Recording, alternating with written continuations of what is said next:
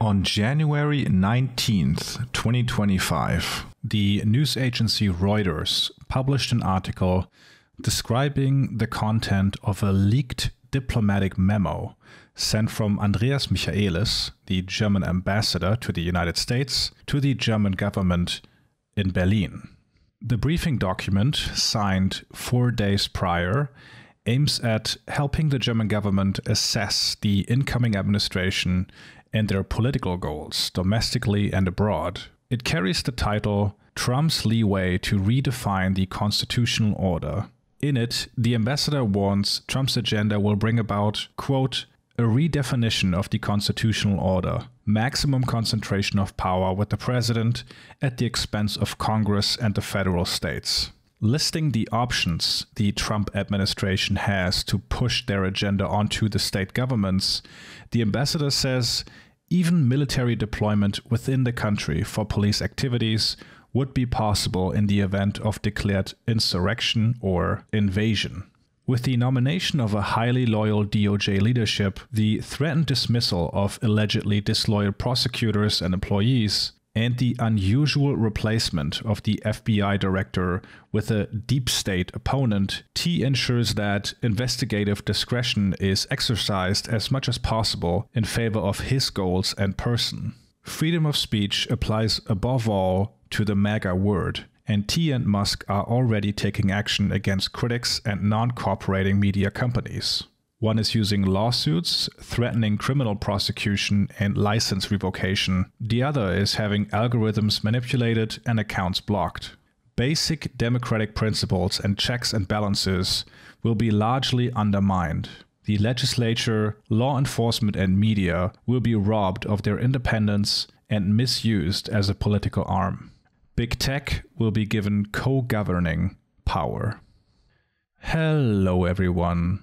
Roughly 2 years ago, I released a video on this channel with the title America's Coming Weimar Moment that has been receiving some renewed popularity as of late.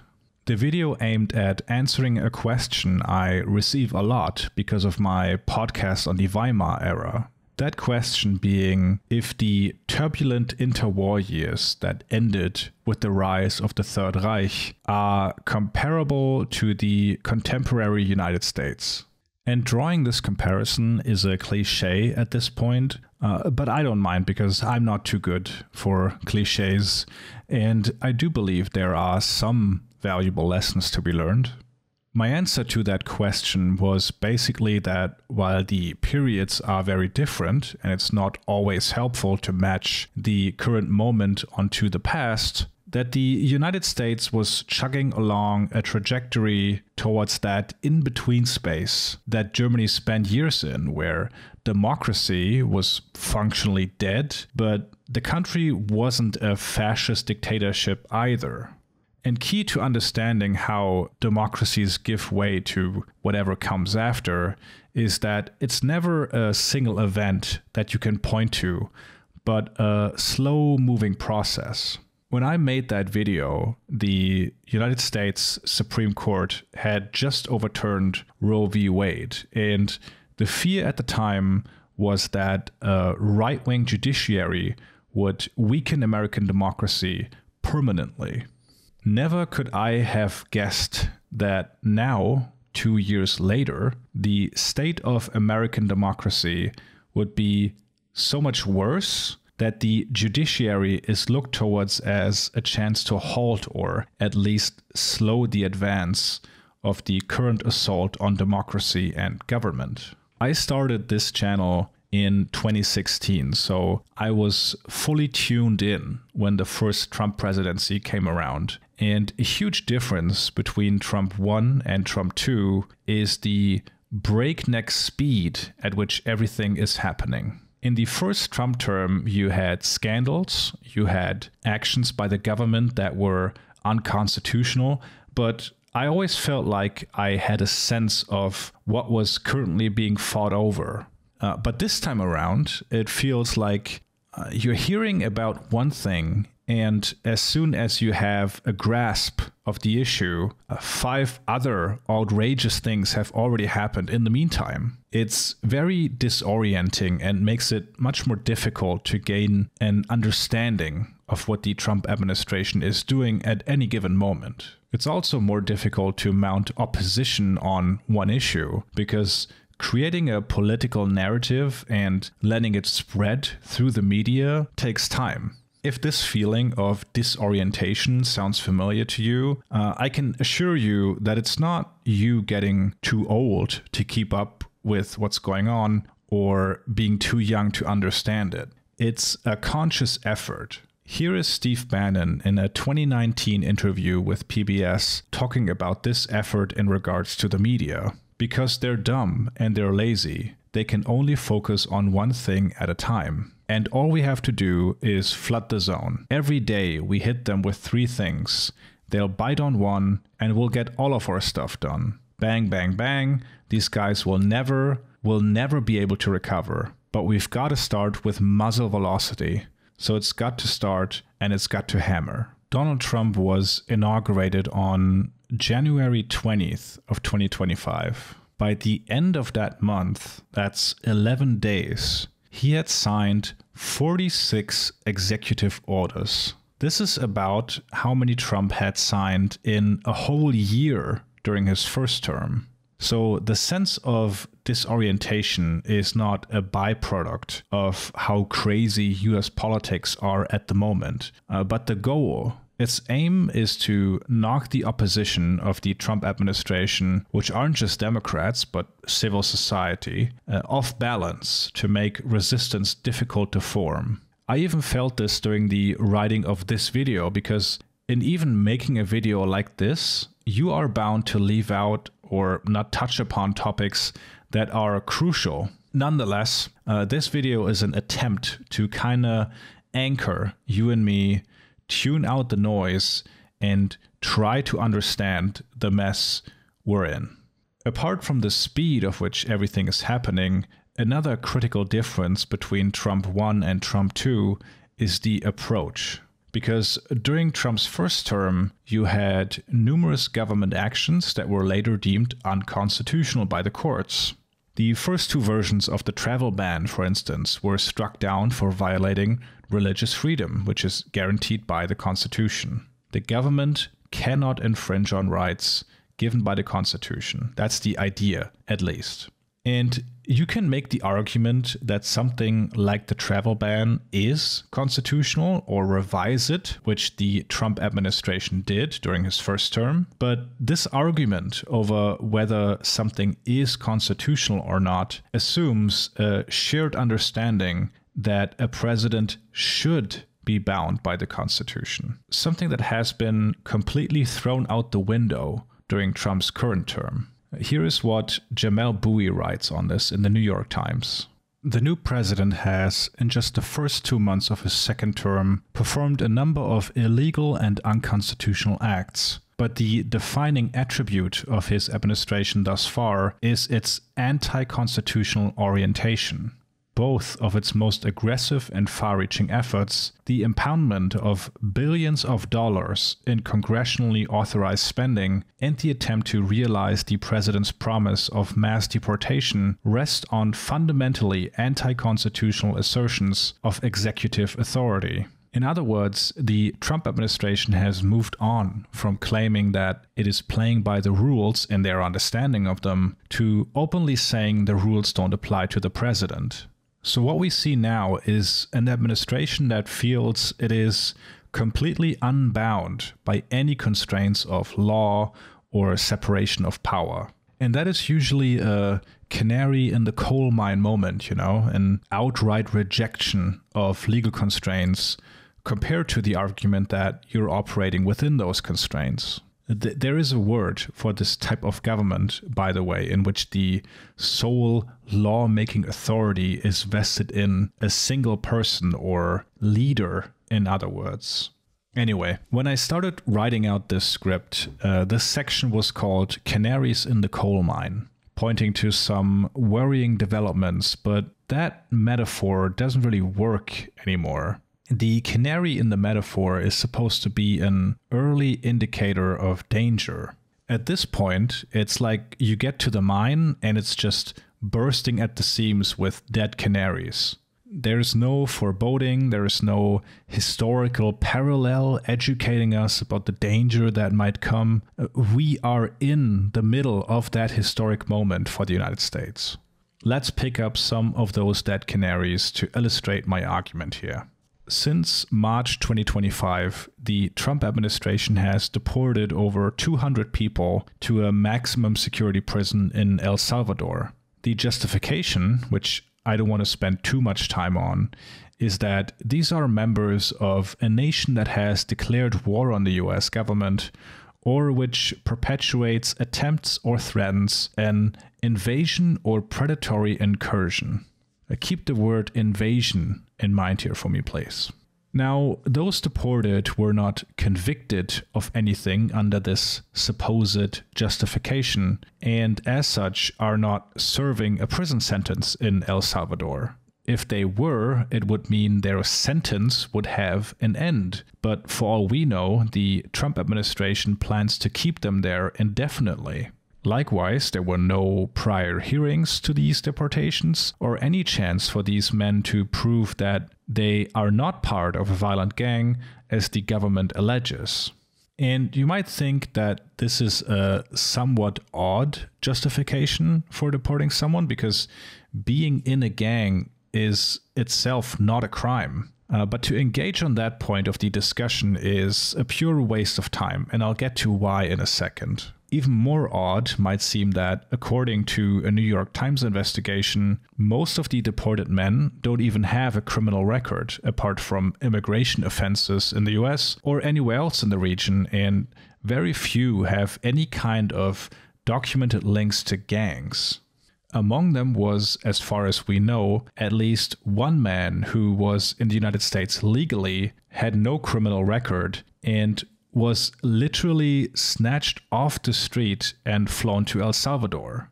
And despite this error in particular being acknowledged as a, quote, administrative error, the US government has not made any efforts to bring this man back. Quite the contrary, actually. They have gone in the opposite direction, just out and out lying about this man. Now, how do we make sense of this? For anyone that is willing to see what the truth is, it should be clear that all this back and forth over gang members and supposed wartime authorities is a thinly veiled distraction from what's really going on here. It's also why every justification from the administration is so incoherent, and it doesn't even matter. Despite the government earlier admitting that this guy was wrongfully deported and the Supreme Court unanimously ordering to facilitate his release, you have the Trump administration calling him an illegal alien and MS-13 gang member. It's not about the act of deportation or what it achieves or even is supposed to achieve. It's about the message it sends. The message is that you can be a law-abiding legal resident in the United States and do everything right. And still, if they want to, they can black bag and without any due process, without any chance of appeal, without you ever seeing your family again, send you to Central America and make you spend the rest of your days in a torture dungeon. And they will chuckle about it. This is nothing to them. That doesn't necessarily mean that there is no goal for this project, and for this, I won't ask you to take my word for it. Here is Chief of Staff Stephen Miller laying it out for us. The fundamental error in how immigration is being discussed in the courts and media is pretending that what happened to us over the last 4 years is a routine civil enforcement matter. No, we were invaded and occupied. Entire neighborhoods were conquered. Entire towns were subjugated. Our treasury was plundered. Our democracy was torn apart piece by piece. A national referendum was held on whether to surrender to the invasion or repel it. America voted for liberation. If every foreign trespasser gets to have their own federal trial prior to removal, then there is no liberation. There is no restoration. The invasion will be made complete. Article 4, Section 4 requires the president to halt any invasion, and no district court can override that mandate. For the Constitution is the supreme law of the land. The invading armies and foreign trespassers will be expelled, the cartels will be smashed, liberation will be achieved. The rhetoric you would hear from what used to be called alt-right YouTubers 10 years ago is now the official position of the US government. It's an ethno-nationalist project in which the only requirement for deporting a US resident and eventually citizen is that they are not white. The other side to this deportation project very specifically targets pro-Palestinian activists. And again, this happens nearly every other day now, but the most known names currently are Mahmoud Khalil and Rumeisa Öztürk, both legal residents, both completely innocent of any crime. Both disappeared off the street by plain-clothed ICE officers and now awaiting deportation. And this is just a hunch I have, but I have a hard time believing that it is a coincidence that the Trump administration picked pro-Palestinian activists who, again, haven't even been accused of a crime. This is an attempt to push the boundaries, push the Overton window as far as possible on an issue that Democrats, mainstream media, and pressure groups are weak on. The crackdown on pro-Palestinian activists is merely a tool to soften the blow of what comes next. The same way that the persecution of trans people is a tool to pave the way for broader discrimination against LGBT Americans. The issue of pro-Palestinian activism is one over which they can expect the least amount of resistance from liberals. And even for those deported to El Salvador, reading about the democratic response to these deportations, it becomes crystal clear that a number of them haven't understood the gravity of the situation. In mid-April, numerous Democratic lawmakers spoke to Axios about this on the condition of anonymity. And let me just quote a specific section here. The second House Democrat who spoke anonymously, a centrist, called the deportation issue soup du jour, arguing Trump is setting a trap for the Democrats and, like usual, we're falling for it. Rather than talking about the tariff policy and the economy, the thing where his numbers are tanking, we're going to take the bait for one hairdresser. Hairdresser most likely referring to Andre Jose Hernandez, the makeup artist with no criminal record and no record of ever having been a gang member who was deported to El Salvador. Recently, a Time magazine photographer visited the maximum security prison and happened to take a picture of Hernandez. According to the photographer, while this picture was taken, Hernandez said, "I'm not a gang member, I'm gay, I'm a stylist," crying for his mother as he was slapped and had his head shaved. Now, I don't want to give you the perception that the attitude by the anonymous Democratic lawmaker reflects the entire party, because it doesn't, but the rift on this issue again shows the paralysis of the opposition. What if the Trump administration were to deport an American citizen for shouting "from the river to the sea" and accuse him or her of being a Hamas terrorist? Would you trust the Democratic Party to go to bat for someone like that? I personally have my doubts. Further down in the piece, the article states that Democrats would only draw a line in the sand and shut down the House of Representatives if the Trump administration were to deport a US citizen. Now, to draw that line on who seemingly deserves due process and who does not is not only gross, but again, displays a fundamental misread of the moment and how to actually fight back against the Trump administration. The reason why the Trump administration is not backing down over people obviously wrongfully deported, why they ignore court orders and double down every chance they get, is because Republicans understand something a number of Democrats seemingly don't. There is something called the political initiative. It's also the point of Steve Bannon's flood the zone approach I read to you earlier. If the Trump administration were to give in on anyone being wrongfully deported, it would put them on the back foot while they desperately want to remain on the offensive. That is the Republican strategy, while the Democrats seemingly don't have one at all right now. Another reason why this distinction is so misguided is that the federal government doesn't even release data on how many citizens are wrongfully detained and removed from the country.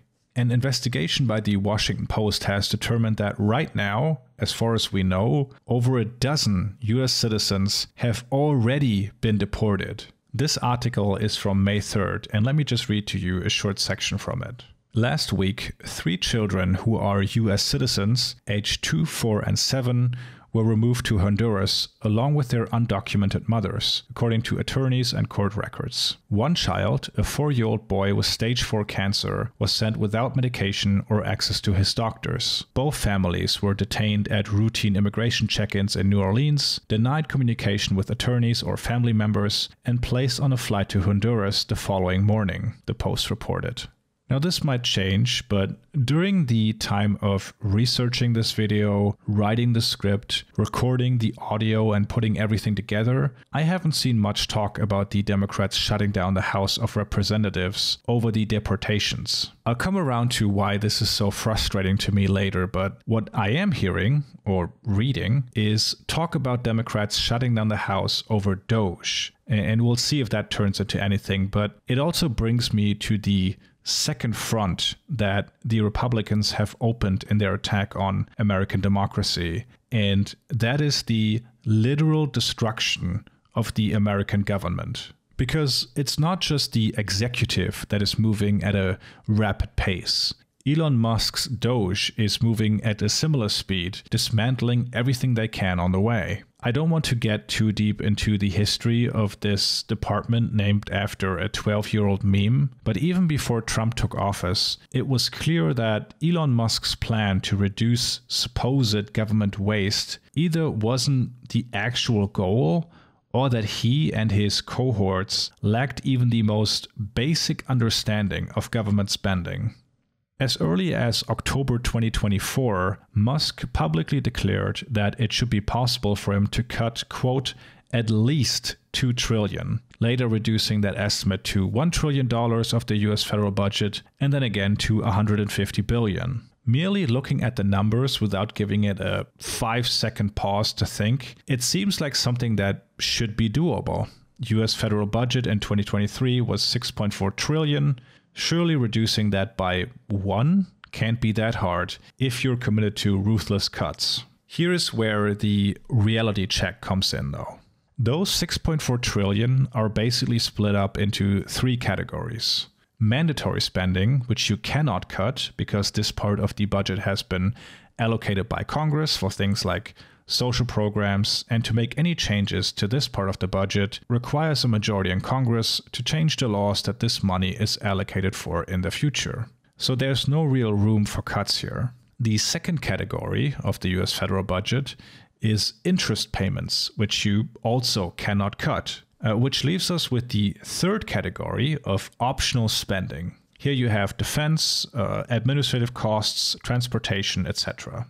Now, if you were to cut this entirely overnight, meaning $0 for defense and anything non-defense, you would still be $300K short of Musk's initial goal of $2 trillion. Looking at what makes up the US discretionary budget, it's clear to anyone with the most basic understanding of government spending that cutting $1 trillion is a pipe dream, especially if you don't want to touch defense.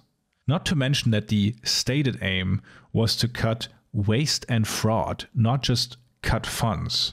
But that opens up the question of what the actual goal of Doge is, given that the official one is on its face fantastical. The goal of Doge is the demoralization of the federal workforce, dismantling the administrative state, and ultimately the destruction of government. There is a great piece on this in Wired magazine that makes the apt comparison that trying to imagine the long-term effects of what Doge and the Trump administration have even done thus far makes your brain feel like you are trying to imagine how deep the ocean is. It's almost beyond human comprehension. I can't run down the whole list, but just to give you an inkling, here are some examples of the cuts and their effects. The firing of thousands of federal workers at the IRS is predicted to lead to a 10% drop in tax revenue in the first quarter of 2025 alone. That's $500 billion,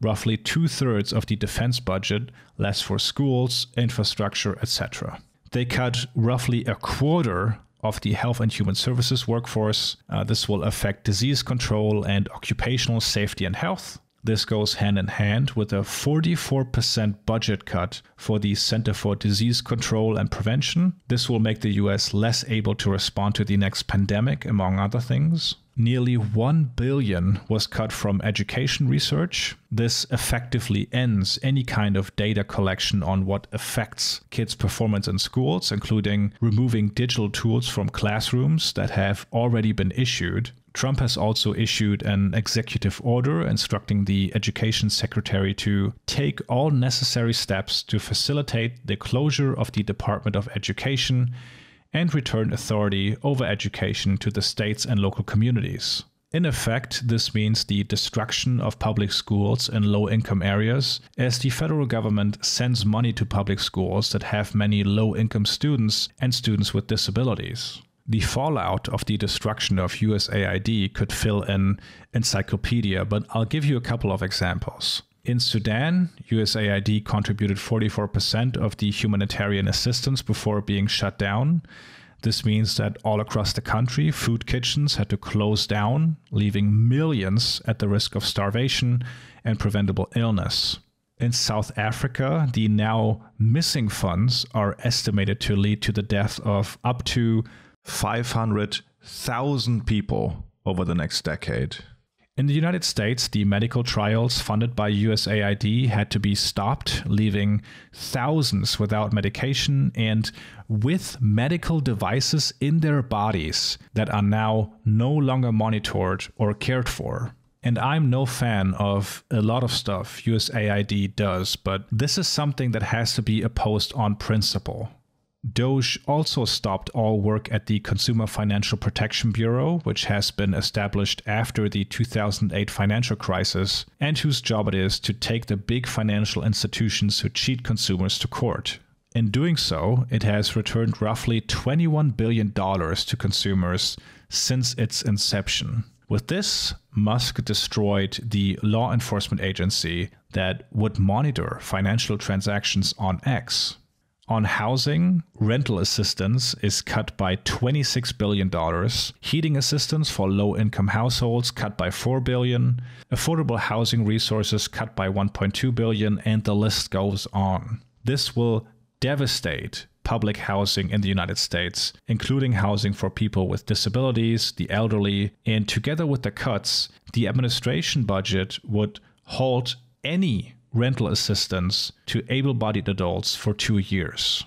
I realize that in my list here, I'm mixing DOGE cuts that have already happened and proposed budget cuts, but this is all part of the same project.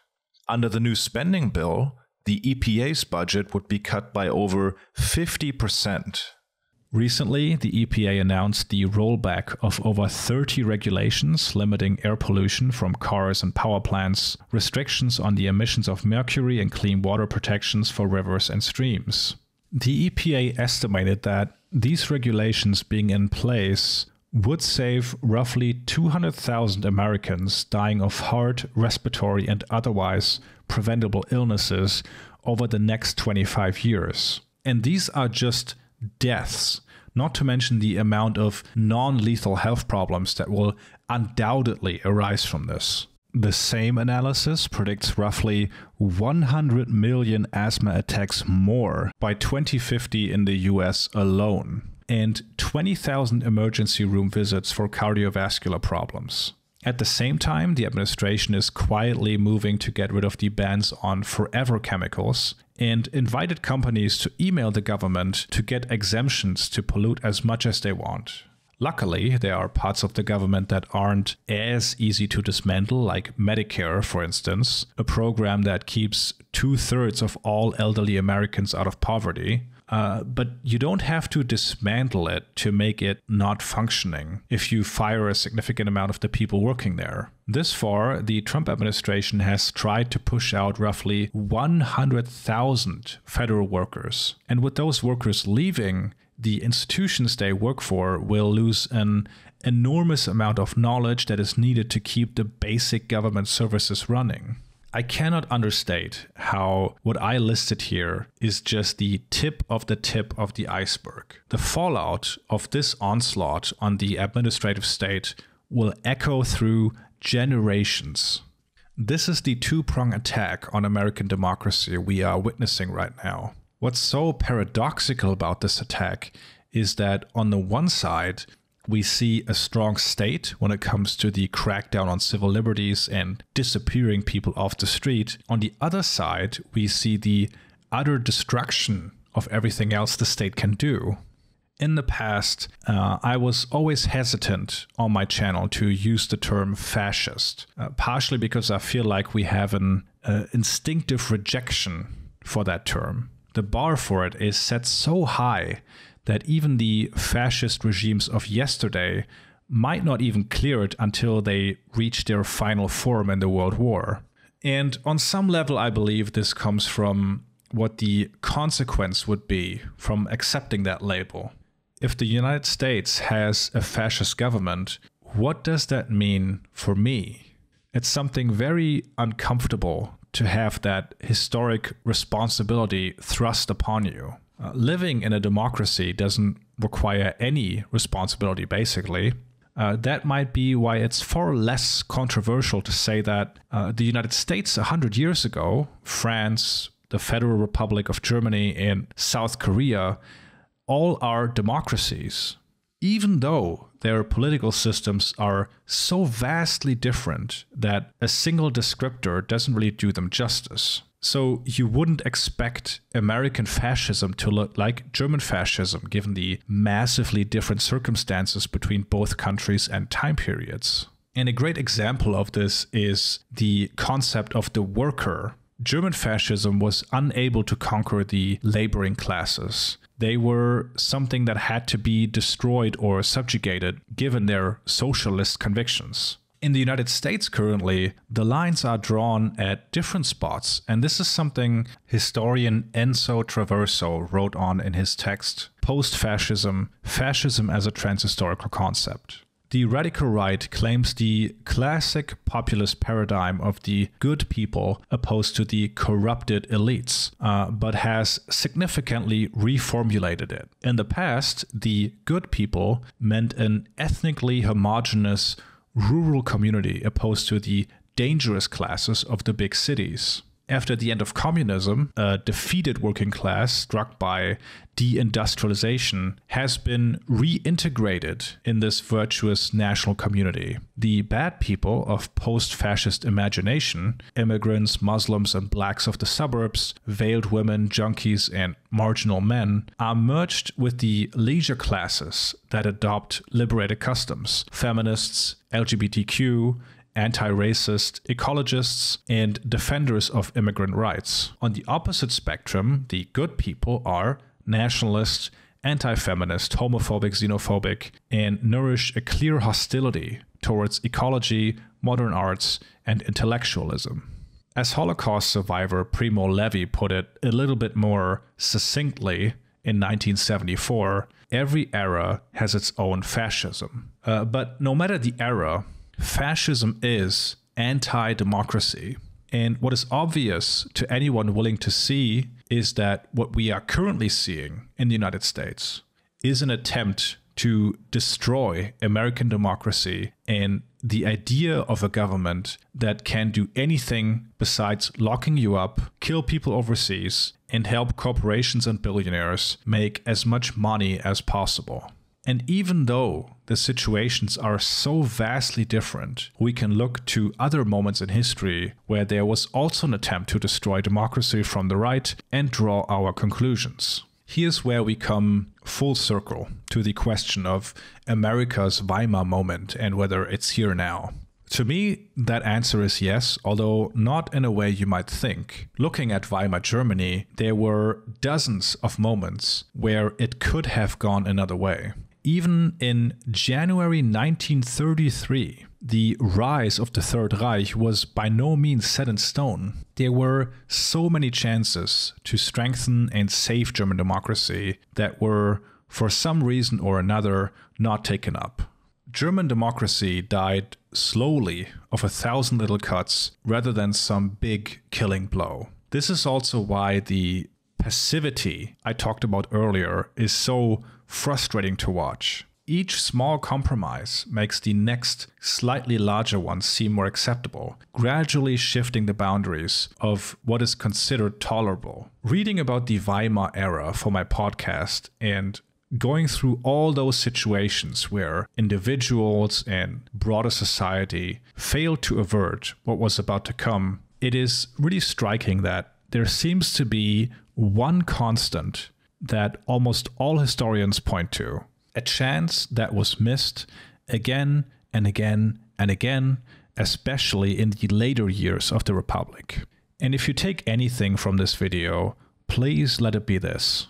Anti-democratic movements have to be met every inch of the way. You have to fight them on everything. There is no half measure in trying to preserve a democracy. Either it is preserved or it isn't. So seeing democratic leadership not even be willing to shut down the government when the Trump administration is, again, literally destroying the state apparatus, when they arrest judges and deport legal residents as well as United States citizens, when an unelected billionaire is performing a bust-out on the state, something that was obvious from a mile away, as you can see in the leaked memo I read to you in the beginning. You might even have seen this coming decades ago, because this isn't a sudden insurgence. This isn't one party brainwashed and captured by radicals. The idea that government is the problem, the idea that religious values should trump civil liberties, unleashing the free market economy within the state, none of this is new in any way. Rather, it's the final form of the Republican project going back decades. Going one step further, when you see that this movement that currently holds all three branches of government cheer, applaud, and chant USA to footage of largely innocent people being put in chains and having their heads shaved, on an emotional level, you feel that this rot cannot be undone by 1, 2, or 3 elections. Even in the best case scenario that Trump is ousted in a couple of years, something akin to a new Reconstruction era is probably the only way for the United States to remain a democracy. Today, if you'll indulge me, I'll leave you with a poem I keep thinking back to recently. A poem I was surprised to find out has never been translated into English. It's called Rathenau by Kurt Tucholsky and is named after the German Foreign Minister Walter Rathenau, who was assassinated in 1922. In his poem, Tucholsky is addressing the Republic, meaning politicians, but also society at large. It's very obvious that the author was very frustrated about the passivity he saw on display in the face of a rising far-right. Constantly yielding space to their enemies, letting them seize the initiative. And I apologize in advance for the lack of poetic rhythm in my translation, but this is the best I could come up with. Strike, strike, hit them hard. They all flinch, for there is no man. They are only snipers in hiding. Hold them fast.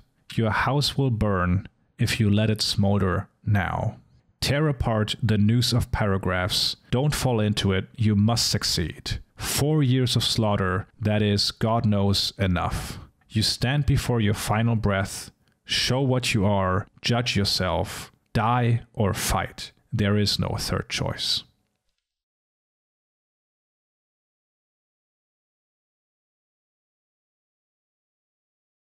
Not really sure what to put here for the outro. probably just some footage I took while riding my motorcycle. That way you'll have something nice to look at while I keep talking. Anyhow, thank you for watching, folks, especially if you have been a subscriber for a longer while, considering how quiet it has been on this channel. Truth be told, I somewhat burned out on political commentary after 2020, and my life is very different now from when I was a full-time content creator. I have a regular job and a family, and the little spare time I do have, I put into the podcast. Listen to our series on the Weimar Republic, by the way. The sequel series should start soon. But one good thing about all of this, I guess, is my renewed enthusiasm for whatever this is. Hopefully I can maintain it for a while and not get disheartened, but I guess that's the challenge for all of us. If you want to support what I do here or on the podcast, you can do so on patreon.com/danarrows. Although I should say that I cannot promise an output anywhere close to what it used to be, considering my other responsibilities. If you still want to support the content that I do manage to put out, I greatly appreciate it. Just know that if there is anything better in your life that you could spend $5 on, you should probably spend it on that instead. Back in the day, I always sign my videos off with "have a good one." That was kind of a staple of mine. But for this new era, I'm going to switch it up a little and say, stay safe and stay in the fight. Take care.